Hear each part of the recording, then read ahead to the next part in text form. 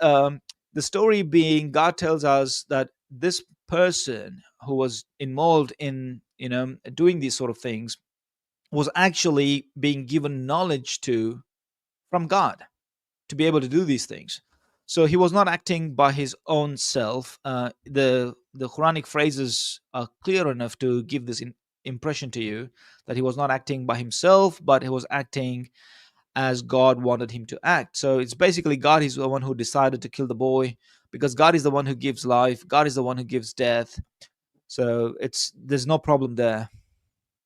Okay, yeah. So, in Molinism, you have the idea that God has knowledge of all things actual and possible, and that foreknowledge idea. And so I wondered about that.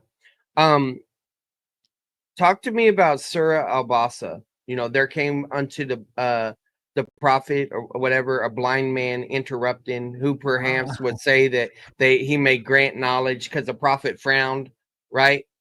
Yeah. The reason I know about this is because when I was interacting with the Muslims, they would be saying, "Man, you would make a good Muslim," right? And as I interacted with them, they gave me different attributes: Tariq, Abdullah, Talib, Abasa. And so Yeah. it was.